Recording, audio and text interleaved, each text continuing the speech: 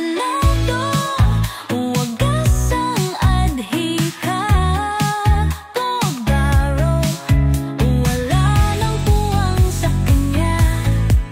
Isang tinig na walang kasinungalingan. Puso'y puro layuning malinaw, walang kalokohan. Heidi Mendoza para senador, para sa atin, sa bayan.